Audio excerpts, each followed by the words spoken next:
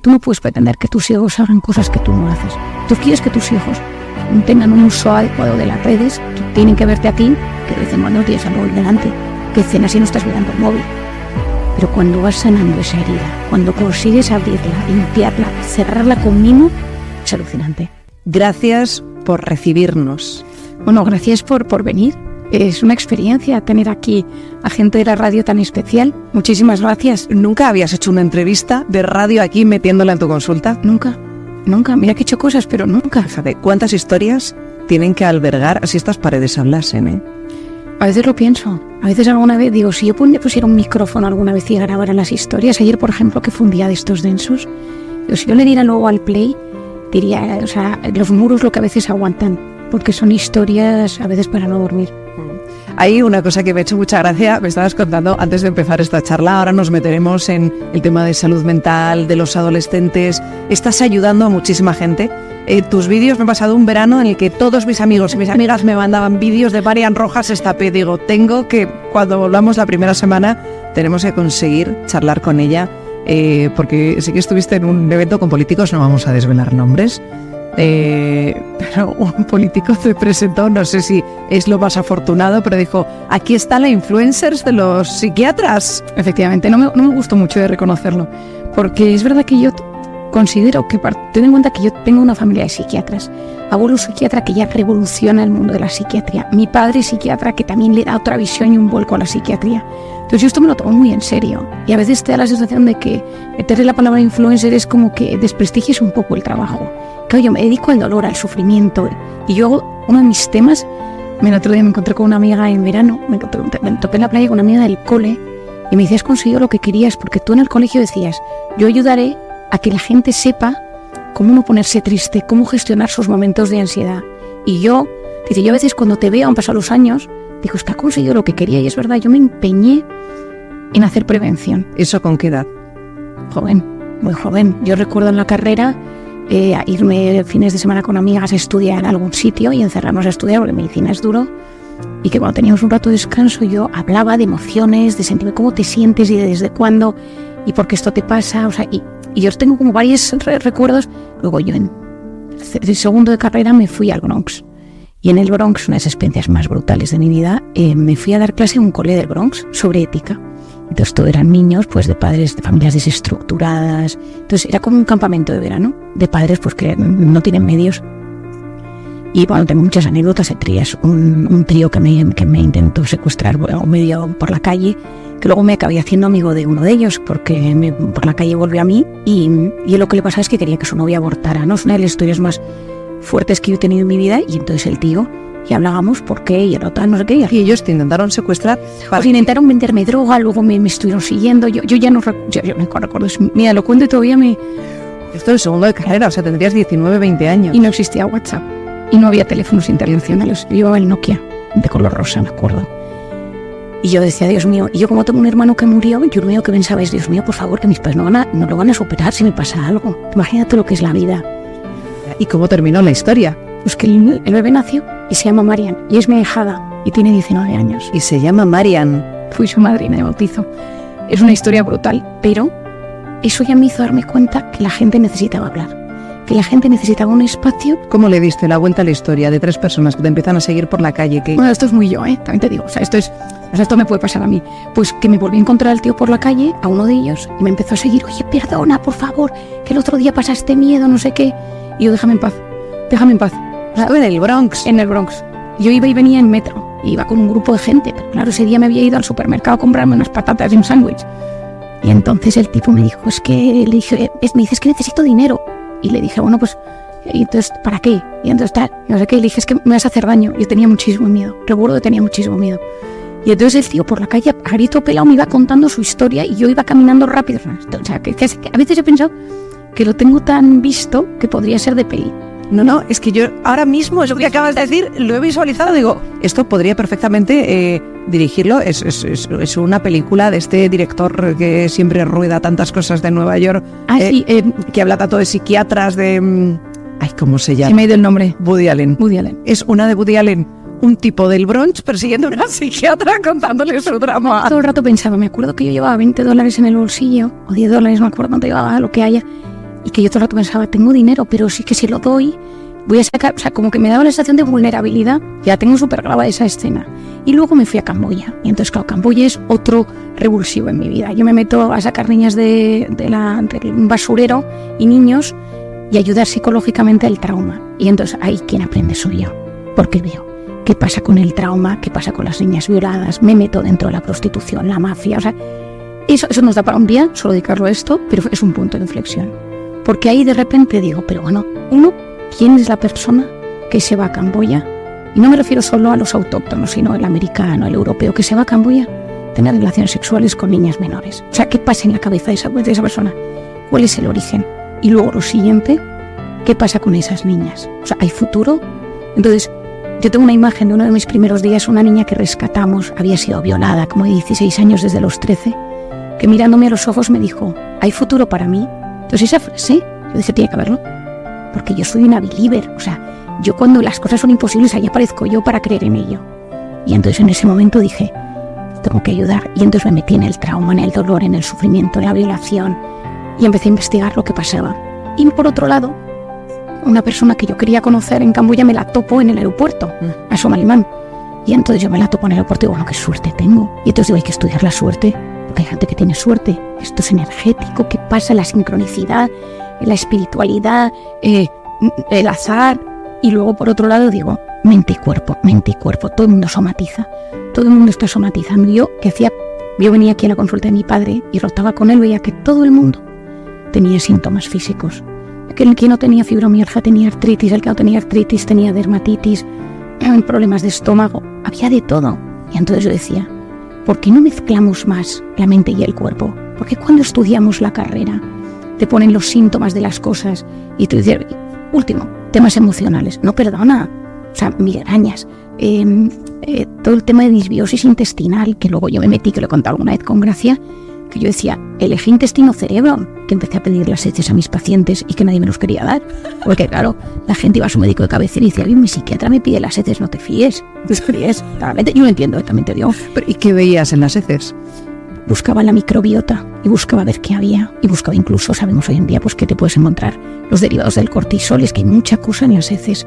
Pero yo me preguntaba, si gran porcentaje de mis pacientes tienen reflujo, gastritis, colon irritable, Crohn, gases, y por otro lado, gran parte de los pacientes con problemas digestivos tienen ansiedad, depresión, apatía, problemas de concentración, es que hay un eje. Y empecé a leer y lo había, y había gente que lo estaba investigando, pero muy bajito. Estoy hablando hace 10 años, 8 años, ahora todo el mundo habla de ello. Y entonces empecé a hablar con un médico internista, me puse en contacto con un americano, empecé a leer, y entonces ya llegó la inflamación, que es esto que también es ahora el quid. Me parece que es el quid del futuro. O sea, ahora mismo con el tema de la microbiota es que tenemos más bacterias en el intestino que en todo el resto del cuerpo. Es que es inmensa la pared del intestino y ahí se absorbe todo. Y las bacterias fortalecen el sistema inmune, producen algunas sustancias neuroprotectoras, se encargan de la serotonina. Es decir, es que las bacterias del intestino, como las tengamos enfadadas, ojo, te cambia todo y te puede cambiar el estado de ánimo. Yo a pacientes que no toleran antidepresivos o que no quieren tratarse con medicación, entro por las tripillas. ¿Y qué les dices a las tripillas de esos pacientes? Lo primero que hago es escucharlas, ¿qué les pasa? Es que como y se me hincha, es que siempre me duele, es que sube y baja. Y en el momento te das cuenta que todo el intestino y toda la pared intestinal y el esófago está recubierto de una red neuronal. Entonces aquí no le ha pasado una cita con un tío que te encanta, no sé qué tal, y de repente las te pillas suelto, sales de casa, tienes un disgusto en el baño, o sea, porque un examen, tu jefe te llama y te dice que no has cubierto objetivos, y ¿qué hace tu tripa? Te avisa de que eso no te está gustando. Entonces hay un contacto, hay una comunicación directa entre el cerebro y el intestino a través del nervio vago, este nombre, y la oxitocina. Y entonces en ese momento, a medida que tú tienes un tema emocional, las tripas lo sienten. Entonces lo primero que sucede es que cambia la motilidad intestinal. Lo segundo que sucede es que te inflamas. Los estados de estrés mantenidos provocan intoxicaciones de cortisol y te inflamas. Y esa inflamación cambia todo. Inflamación es todo terminado en itis, colitis, gastritis, dermatitis, artritis. Y entonces se te empiezan a inflamar las tripas y entonces de repente esas tripillas ya no absorben igual de bien, porque lo que te entra en las tripas tiene ese estado inflamatorio. Hay una barrera que separa la luz del tubo intestinal de la sangre. Lo bueno va a la sangre, lo malo se va a las heces. Tiene que funcionar así. Sí. Cuando esa inflamación empieza a funcionar mal, cuando ese equilibrio de la microbiota no funciona, las puertas que separan la luz del tubo de la sangre se abren y empezamos a meter cosas en el organismo que... Fíjate, una cosa que ha ocurrido después de la pandemia y que además tú lo viste en aquel mes de marzo es, Dios mío, ¿a dónde vamos? Vamos sin freno y en caída libre, cuando los servicios de salud mental públicos estaban ya muy desbordados. Es ¿a dónde vamos? Y se ha disparado, porque lo estamos viendo, los problemas de salud mental, uno, y el consumo también de antidepresivos, de ansiolíticos. Cuando tratas de esta forma, a través de la microbiota y con estos análisis de heces que haces a pacientes que no se quieren medicar, ¿qué consigues con eso? ¿Cómo es el cambio? ¿Y qué estás detectando también en la consulta? Yo creo que lo fácil en un momento de saturación es dar una pastilla para dormir. Lo fácil es dar un ansiolítico. Lo fácil es dar un antidepresivo. Porque muchísima gente responde a eso. Es decir, quien no ha tenido un problema y se toma un Exatin, un Traquemacin, un Orfidal o lo que sea. Porque es muy rápido. En un momento de saturación de servicios médicos, porque estamos en un momento de saturación en psiquiatría y en psicología, fácil es dar una pastilla. El problema está en cuando tú dices, vale, pero es que hay algo más. Te lo voy a intentar explicar de atrás adelante. Si esa inflamación, ya veníamos un poquito inflamados antes de pandemia, estrés, cronopatía, pantallas, todo lo que ya teníamos de antes, la conciliación de las mujeres, que es toda una mentira, todo lo de la conciliación, la gente en verano, oye, ¿tú cómo lo haces? Mal, es un equilibrio, es una cosa al aire y además tú tienes 4 hijos. Me encanta, pero es una historia, o sea, quiero decir que es muy difícil gestionarlo, porque yo soy súper organizada en mis tiempos, pero que me parece un tema muy complicado. ¿Qué pasa? Que llega la pandemia y nos metemos en miedo, nos metemos en muerte, nos metemos en incertidumbre, y todo lo que nos bajaba el cortisol, todo lo que nos sana estaba prohibido. El deporte, salir, ver amigos, abrazarnos, mirarnos a las caras, esa oxitocina de la que yo hablo, nos prohibieron los abrazos, que lo entiendo, pero yo decía, broma, si es que hay que abrazarse para recuperarse, pero no vamos a abrazarnos porque había un virus circulando. Pero todo lo que nos podía sanar o bajar esa inflamación se nos prohibió. Con más o menos lógica, pero se nos prohibió y duró mucho tiempo. Entonces de repente te ibas a ir de viaje y te confinaban. De repente te ibas a una boda de un amigo y dabas positivo, o el daba positivo y tú un paciente que se iba a casar 3 veces. Una dio positivo él, otra sus padres y otra confinaron el sitio donde era su familia y no pudo salir su novia. Es decir, ahora se casó hace poco. Y me decía, Marian, he aprendido a vivir en la incertidumbre. El ser humano le da mucha paz controlar. ¿Qué más paz le da es tener todo bajo control? Y la pandemia vino, dio un golpe de estado y dijo, no vas a controlar nada. Pero nada, de nada. O sea, ¿qué voy a hacer el fin de semana siguiente? No lo sé. Si doy positivo, si tal. Somos 6, somos 8, 1,5 metros de distancia, fuera, dentro, terrazas, Navidad. Entonces, ¿qué pasa? Que la gente, cuando no sabe vivir en la incertidumbre, cuando solamente basamos nuestra felicidad en nuestro propio control, nos hemos empezado a desbordar. ¿Y cómo se vive en la incertidumbre? Con complicación. ¿Por qué? Porque o tienes algo que te agarra, es decir, o tienes seguridad en ti mismo, o tienes valores, o tienes capacidad pues, de decir, oye, tengo un orden de vida, desde que medito, hago deporte, me alimento bien, tengo gente que a mi lado que me aporta, soy capaz de querer, tengo un poco de vida sana, se rompes. ¿Y qué ha pasado? Se ha duplicado, triplicado, lo que sea, el consumo de alcohol. Por ejemplo, yo tengo aquí un paciente que trabaja en una empresa alcohólica, me han dicho que jamás se han vendido más que en los 2 últimos años. Que unas cifras estratosféricas.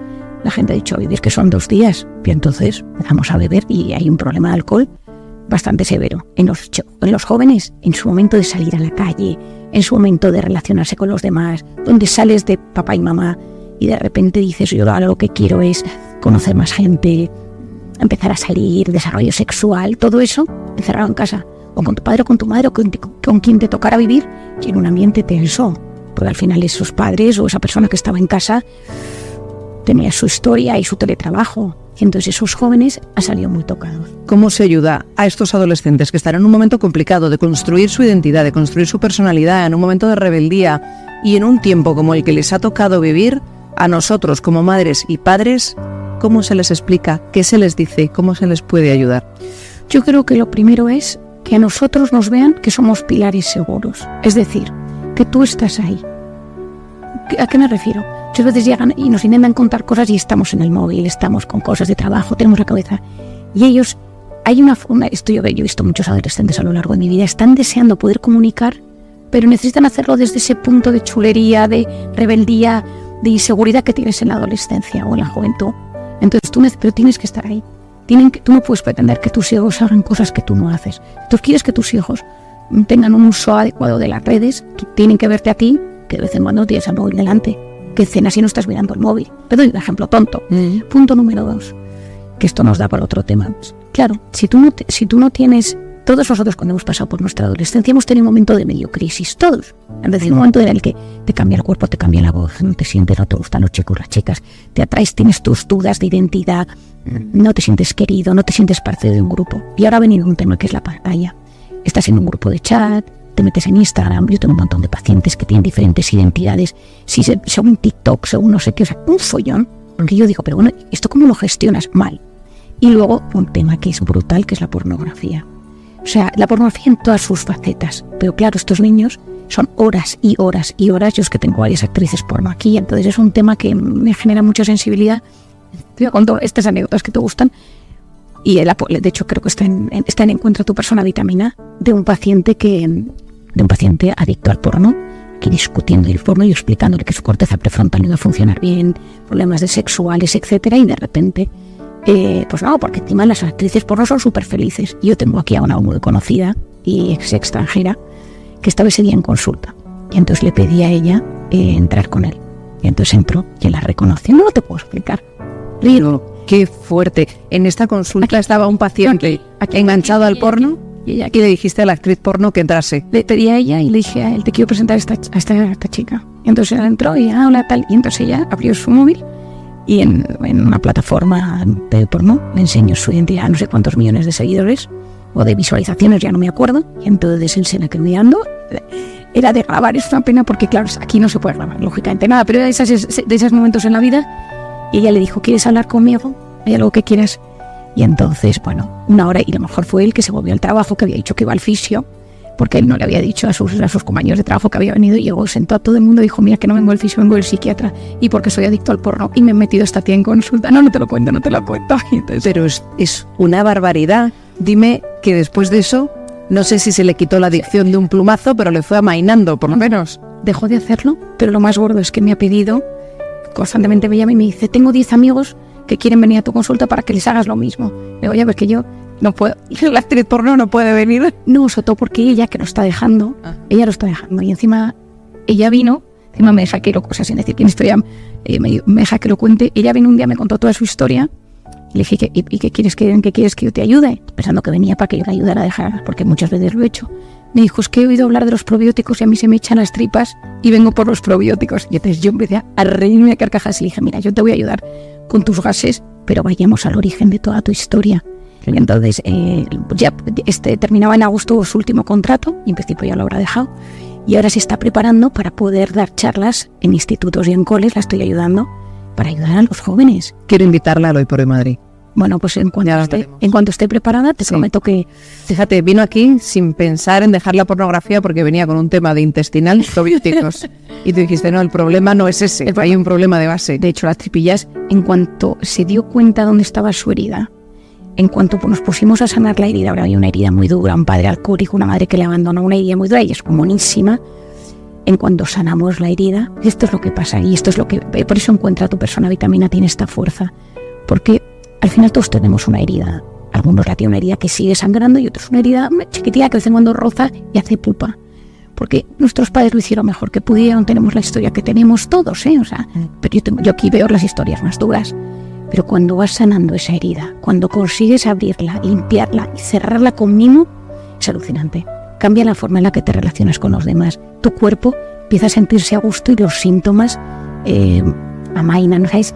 Es brutal. Pero esto lo he dicho yo muchas veces, esas heridas hay que ir a la persona adecuada. Es decir, no, pues voy a hacer una terapia online con un tío que voy a ir... Yo tengo ahora mucho paciente que quiere hacer temas de drogas y pues para revivir escenas. Cuidado, porque las heridas hay que saber abrirlas, hay que saber tocarlas, curarlas, limarlas y enfocarte de nuevo. Y volviendo a los jóvenes, porque sé que es el tema que nos preocupa, tenemos que crear una identidad segura, tenemos que ser el futuro, entonces tenemos que darles mensajes constructivos. No todo es tan relativo como parece, es que no parece que todo... Otro día me decía aquí un joven muy divertido, me decía, Marian, es que como ahora cada cosa que sentimos está validada por los adultos, por miedo a que nos rebelemos, un tío de 17 años que tiene la cabeza, que no sé dónde la tiene. Cada día es una persona. Entonces cada día viene con una historia y me dijo, es que claro, y entonces otro día que hicimos una reflexión muy buena y que fue una sesión de punto de inflexión, me dijo, Marian, es que yo cada sentimiento que tengo no puede ser validado. Dijo, hay que empezar a que la razón empiece un poco a gobernar mi vida, ¿no? Toda la adolescencia siempre ha sido un tema hormonal, sentimental y tal. Pero claro, también tenemos que haber gente adulta que vayamos conduciendo. Ahora hay miedo, hay incertidumbre. Ellos quieren disfrutar, lo han pasado muy mal, 2 años, y entonces ahora es a vivir que son 2 días. Pero ¿qué pasa? Que eso genera un gran vacío. Y si encima tienes todo el día la pantalla, que son chispazos de dopamina, te sientes parte de un grupo, te escriben Instagram, etcétera, ¿qué es lo que sucede? Que la realidad es que todo siempre que hay mucho pico de dopamina, hay vacío. Es así, es bioquímica. O sea, el tío que bebe constantemente, te bajón, ni te explico, el que consume coca, y claro, todos los likes y todo ese mundo, sabemos hoy en día que son chispazos de dopamina. Entonces, aquí no le ha pasado que se pasa 45 minutos, 1 hora metido en Instagram viendo cosas, o TikTok, y de repente lo dejas, qué sensación te queda raro. Sí. Porque es ese pico y de repente, y de repente te notas que tu cabeza está abrumada, que estás como raro de ánimo. Claro, esto en adultos todavía tienes capacidad, pero en jóvenes, que no hay límite a nada, de repente, y entonces empiezas, ayer hablando yo con un joven que está viviendo en Estados Unidos, que se ha ido el último año a Estados Unidos, teníamos una sesión por Skype, y me quiero morir, ¿vale? Yo esta semana pensando en mi suicidio, una sesión muy dura de, nos organizamos, qué ha pasado, dejamos redes durante unos días, deporte, qué persona hay, vitamina oxitocínica cerca de ti, si no te vuelve. Esto me parece muy importante, no quiero que dejemos esto, quiero que vengamos otro día, si nos invitas aquí a seguir hablando de historias, este ratito que nos encantará. Hay 2 libros de los que yo me he enamorado este verano, Encuentra tu persona vitamina y Cómo conseguir que te pasen cosas buenas. Como grandes titulares o grandes reflexiones, un poco estabas aplicando a este chico de Estados Unidos al que te sigues online por videoconferencia, que te decía, me quiero suicidar, llevo pensando en eso toda la semana, y le dices, para, ¿qué pensamientos son los que parten de estos 2 libros que creo que van incluso uno de ellos por su 49 edición, una burrada en medio centenar de países del mundo? ¿Cuáles son las reflexiones fundamentales de Encuentra tu persona vitamina y cómo hacer que te pasen cosas buenas?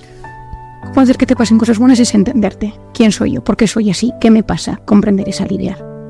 ¿Qué me pone en estado de alerta? ¿Qué me inflama? ¿Qué me enferma? Es decir, ¿cómo funciono yo?